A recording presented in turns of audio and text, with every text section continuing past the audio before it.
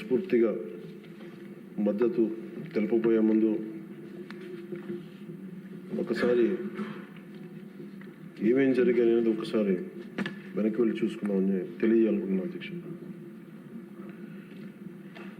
భాషా ప్రయుక్త రాష్ట్రాలు భారతదేశంలో ఏర్పడ్డాయంటే దానికి మూలాలు 1952 అక్టోబర్ 19వ తారీఖు నుండి అంకురం జరిగింది. 51 సంవత్సరాల వయసులో 58 రోజులు ఆమరణ నిరాహార దీక్ష చేపట్టిన పొట్టి శ్రీరాములు గారి త్యాగ ఫలితం ఆంధ్ర రాష్ట్ర ఏర్పాటు. దానిని ఆధారం చేసుకొని అనేక భాషా ప్రయుక్త రాష్ట్రాలు ఏర్పడ్డాయి. మన దురదృష్టం అప్పుడు రాష్ట్రం ఏర్పాటు అయినప్పటి నుంచి 1953 అక్టోబర్ 1 కర్నూలు రాజధానిగా ఏర్పడినప్పటి నుంచి ఈ రోజు దాకా ఇంకా మనం రాజధాని గురించి కొట్టుకుంటున్నాం.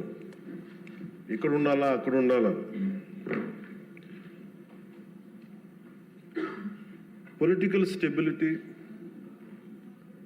స్థిరత్వం ప్రజలకి చాలా చాలా అవసరం. నేనే హైదరాబాద్కి రాబోయింది అధ్యక్ష. మేము చెన్నైలో ఉన్నాము. ఫిల్మ్ ఇండస్ట్రీ అక్కడ ఉండింది. మేమందరం ఏం నమ్మామంటే ఇది మా నేల, మా తెలుగు రాష్ట్రం, మా ఆంధ్ర రాష్ట్రం. అక్కడ సొంత ఇల్లుండి, మా అన్నయ్య గారికి కానీ అందరికీ సొంత ఇల్లుండి అక్కడి నుంచి అందరం ఉన్నాయన్నీ వదిలేసి అమ్మేసుకొని హైదరాబాద్ వచ్చిన తర్వాత కారణాలు ఏవైనా కావచ్చు కానీ ఇది నీ ఊరు కాదు, నీ రాష్ట్రం కాదు, మీరు ఇక్కడి నుంచి వెళ్ళిపో. పొలిటికల్గా వెళ్ళిపోవాలంటే ఇది కేవలం ఒక రాజకీయ నాయకుల వరకే గొడవ ఉంది, కేవలం శాసనసభ్యుల మధ్య గొడవ ఉంది అంటే అది వేరేగా చూసేవాళ్ళమే. కానీ సగటు ప్రతి ఆంధ్ర పౌరుడి మీద దాని ఫలితం దాని ప్రభావం చూపించింది. నాకేమనిపించిందంటే ప్రత్యేకించి చిన్నప్పటి నుంచి అందరం దేశం అంటే ఇష్టం, జాతీయ భావాలు, నేషనలిజం, ఈ భావాలతో పెరిగి భాష కానీ, కులం కానీ, మతం కానీ ఇవన్నీ మనకు చాయిస్ లేవు, ఇక్కడ పుట్టామనుకుంటాం. కానీ లోపల భావం అంతా జాతీయతే ఉండేది, జాతీయ భావాలే ఉండేవి అందరు. అలాంటిది ప్రాంతీయత, ఉప ప్రాంతీయత, రీజనలిజం, సబ్ రీజనలిజం తోటి మళ్ళీ ఇక్కడికి వచ్చేటప్పటికి నాకు గుండె లోతులోంచి ఉద్వేగం, ఆవేదన కలిగి జనసేన పార్టీని స్థాపించడం జరిగింది. అలాంటి సందర్భంలో తెలంగాణ అంటే ఇక్కడ ఉన్న లోకేష్ గారు కానీ, నాదెండ్ల మనోహర్ గారు కానీ, గౌరవ మంత్రివర్యులు, సహచర మంత్రివర్యులు ఇద్దరు కూడా తెలంగాణలో పుట్టి పెరిగిన వాళ్ళకి లోపల వాళ్ళు ఆంధ్రాకి వచ్చారు కానీ వాళ్ళ గుండె లోపల నుంచి తెలంగాణను తీయలేం. ఇలా చాలామంది సభ్యులు ఉండొచ్చు ఇక్కడ. నేను మా నాన్నగారు నెల్లూరులో పనిచేసేవాళ్ళు కాబట్టి పుచ్చలపల్లి సుందరయ్య గారు లాంటి వాళ్ళు తెలంగాణ ఉద్యమానికి ఎలా పనిచేశారు ఇవన్నీ మేము ఇప్పుడు చిన్నప్పుడు కథలుగా వింటూ ఉండేవాళ్ళం. సో ఎప్పుడు తెలంగాణ వేరు, ఆంధ్ర వేరు అని ఎప్పుడు భావం లేదు, తెలుగు నేల అనుకో. కానీ లేదు, మీరు విడిపోయిన తర్వాత సహజంగా ఏం జరగాలి అధ్యక్ష? అప్పుడున్న కాంగ్రెస్ ప్రభుత్వం ఏం చేసి ఉండాల్సింది? ఇంత నష్టం జరగబోతుంది, ఇన్ని కోట్ల మంది ప్రజలు విడిపోతున్నారు, ఇట్స్ కైండ్ ఆఫ్ పార్టీషన్. ఇలాంటి విభజన జరుగుతున్నప్పుడు ఎలా ఆలోచించి ఉండాల్సింది? బాధ్యతగా అప్పుడున్న కేంద్ర ప్రభుత్వం కానీ, కాంగ్రెస్ లెడ్ యూపీఏ కేంద్ర ప్రభుత్వం కానీ విభజించిన విధానం కానీ, అలాగే మనోహర్ గారు ఆ రోజున సభలో ఆయన సభాపతిగా ఉండి, సభాపతి స్థానంలో ఉండి ఆయన ఆధ్వర్యంలో జరిగిన అంటే మొత్తం పెట్టిన బిల్లు కూడా the house while rejecting the AP Reorganization Bill 2013 resolves to request the Honorable President of India not to recommend the AP Reorganization Bill 2013 for introduction in the Parliament, as the bill seeks to bifurcate the state of Andhra Pradesh without any reason, basis, and without arriving at a consensus in utter regard to the linguistic and cultural homogeneity and economic and administrative viability of both the regions. The bill also completely ignores the very basis of formation of states of Andhra Pradesh, the first linguistic state created in independent India. దీంట్లో ప్రత్యేకించి మీరు చూస్తే utter disregard to the linguistic and cultural homogeneity and economic and administrative viability. ఇందాక లోకేష్ గారు చెప్తున్నప్పుడు కనీసం ఆఫీసులు కూడా లేవని ఫోటోలు చూపిస్తూ ఉంటే, నేను అప్పుడు ముఖ్యమంత్రి గారిని కలవడానికి వచ్చినప్పుడు ఆయన ఆఫీస్ చూశాను. ఏదో ఇంజనీరింగ్ ఆఫీస్లో కూర్చొని ఆయన చేసే విధానం అంటే ఆయన క్వైట్ అన్ ఆప్టిమిస్ట్ కాబట్టి, ఆయన చాలా బలమైన ఆశావాది కాబట్టి, ఇక టెంట్ వేసుకుని మనం చేద్దాం, డెవలప్మెంట్ చేద్దామన్న ముందుకు తీసుకెళ్తా ఉన్నారు. ఇలాంటి సందర్భంలో దీనికి ఒకసారి ప్రజల దృష్టికి కూడా తీసుకురావాల్సింది. అసలు భాషా ప్రయుక్త రాష్ట్రాలు కనుక పొట్టి శ్రీరాములు గారి ద్వారా జరగకుండా కానీ ఉంటే ఏం జరిగి ఉండేదనంటే, ఇది మనందరికీ చాలా చాలా అవసరం. అధ్యక్షుడు తెలుసుకోవాల్సిన, ప్రజలు కూడా తెలుసుకోవాల్సిన అవసరం అందరికీ ఉంది.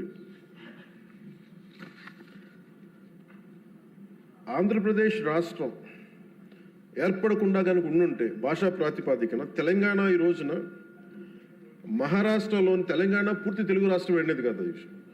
మహారాష్ట్రలోని నాందేడ్, పర్బని, బీడ్, ప్రస్తుతం సంభాజీనగర్ అయిన ఔరంగాబాద్, ఉస్మానాబాద్ జిల్లాలో కొంత భాగం, కర్ణాటకలోని గుల్బర్గా, బీదర్, రాయచూరులో కొంత భాగం కలిసి ఉంది. 1956 అదే భాషా ప్రాతిపాదికన ఈరోజు కేరళ ఏర్పడింది అంటే, మద్రాస్ ప్రెసిడెన్సీ నుంచి మలబార్ జిల్లా, కాసర్గోడ్, ట్రావెన్కోర్, కొచ్చిన్తో కలిసి మళ్ళీ కేరళ రాష్ట్రం ఏర్పడింది. అలాగే ఈరోజున మనం చెప్తున్న మైసూర్ దీని రాష్ట్రం, బళ్ళారి, కొల్లేగల్ తాలూకా, సౌత్ కెనరా కలిసి కన్నడ మాట్లాడే ప్రజలు కర్ణాటక రాష్ట్రం ఏర్పడింది.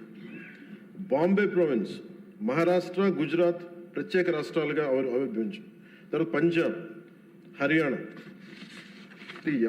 అన్ని రాష్ట్రాలు భాషా ప్రయుక్త రాష్ట్రాలుగా మన ఆంధ్రప్రదేశ్ త్యాగంతో నలిగిపోయి ఉనికితో ఏర్పడ్డ తర్వాత తిరిగి మనకి ఒక రాష్ట్రం కావాలి, మనకి ఇది కావాలంటే ఈరోజు రాజధాని లేకుండా ఇన్ని 70 సంవత్సరాల పై, దాదాపు 68-70 సంవత్సరాలు అయినా కానీ, 6 దశాబ్దాలు దాటినా కానీ ఇంకా మనం ఒక రాజధాని లేని రాష్ట్రంగా, ఇంకా సరైన వసతులు లేని రాష్ట్రంగా, ఒక అడ్మినిస్ట్రేటివ్ సౌకర్యాలు లేని రాష్ట్రంగా, ఒక హైకోర్టు సమూలంగా బలమైన హైకోర్టు లేని రాష్ట్రంగా ఇంకా మనం కొట్టుకుంటూనే ఉన్నాం. ఇది నిజంగా చాలా ఆవేదన కలిగించేది, చాలా బాధ కలిగించేది. ఒకసారి అనిపిస్తుంది అసలు భాషా ప్రయుక్త రాష్ట్రాల ఏర్పాటుకు లేకుండా ఉండి ఇంకోలా ఉండేదేమో పరిస్థితి అని.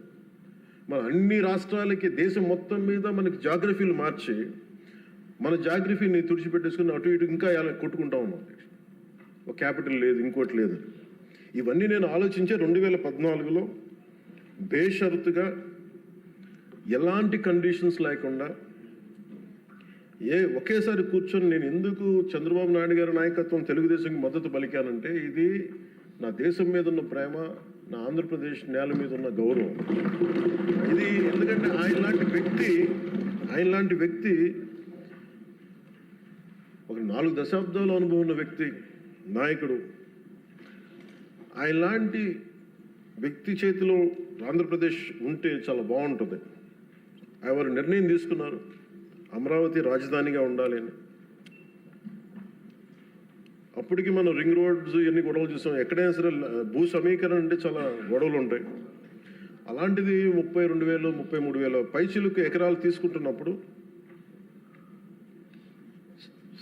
80 to 90% చాలా సజావుగా సాగింది. అది నేను ఆ రోజుల్లో ఉన్నప్పుడు కొన్ని పరిస్థితులు వచ్చినాయి. ఉదాహరణకి ఉద్దండరాయనిపాలెం దగ్గర చాలామంది దళిత కులాలకు చెందిన రైతాంగం వచ్చి నా దృష్టికి వచ్చి, ఇట్లా మేము కూడా ఇక్కడే అంటిపెట్టుకున్నాం, మాకు కూడా కొంచెం వేతనం కొంచెం ఎక్కువ ఇప్పించండి, కొంచెం మనకి కాంపెన్సేషన్ ఎక్కువ ఇప్పించండి అంటే, అది ఆ రోజున వారి దృష్టికి తీసుకెళ్ళినప్పుడు వాళ్ళకు కూడా న్యాయం చేశారు. ఇవన్నీ చేసిన తర్వాత ఎక్కడో ఒక చోట ముందుకెళ్తున్న పరిస్థితుల్లో 1924 ప్రభుత్వం మారింది. ప్రభుత్వం మారిన తర్వాత అసలు దాని మీద ఎంత కక్ష కట్టారండి అంటే ఈ లోపుల్లోనే దాని మీద చాలా అభాండాలు వేశారు. ఖచ్చితంగా భూమిని తీసుకుంటున్నప్పుడు కొన్ని సమస్యలు వస్తాయి అధ్యక్ష. అయిష్టతో ఉన్నవాళ్ళు ఉంటారు. మొత్తం 100% సంతోషంగా ఎవరు, కానీ మెజారిటీ ప్రజలు మటుకు ఇష్టాపూర్వకంగా ఇచ్చారు. అందరూ నాలాగే నేను ఎలా అయితే వచ్చానో మన రాజకీయాల్లోకి మన ఉనికిని కోల్పోయాం, ఆంధ్రప్రదేశ్కి ఉనికి లేదు, రాజకీయ రాజధాని లేదనేది నేను అమరావతి జిల్లా సంబంధించిన రైతాంగం అందరితో మాట్లాడితే చాలా ఎక్కువ శాతం మంది మా ఇష్టం తెస్తున్నాం. ఇక్కడ మేము నేల పోగొట్టుకున్నాం, హైదరాబాద్ పోగొట్టుకున్నాం, మేము ఇస్తాం అని చెప్పి చాలామంది సంతోషంగా ఇచ్చారు. ఇందాక కేశవ్ గారు చెప్పినట్టుగా ల్యాండ్ తీసుకోవాలంటే గొడవలు వస్తాయి. అలాంటిది 30,000 పైన ఎకరాలు తీసుకుంటున్నప్పుడు ఎక్కడా కూడా ఎలాంటి ఇబ్బంది లేకుండా, గొడవలు లేకుండా కేవలం సామరస్యపూర్వకమైన చర్చల ద్వారా అంటే ఓన్లీ గొడవ ఆ చర్చలు కూడా దేనికి సంబంధించి మాకు ఎంత కాంపెన్సేషన్ ఉంటే మాకు ఎటువంటి దానివల్ల దానివల్ల గౌరవ మంత్రి నారాయణ గారి ఆధ్వర్యంలో చాలా సానుకూలంగా సాగింది. పరిస్థితులు ఏమైనప్పటికీ 1924 మధ్యలో ప్రభుత్వం రాలేకపోయింది. ఆ రోజునున్న ఆ ప్రభుత్వం రాలేకపోయింది.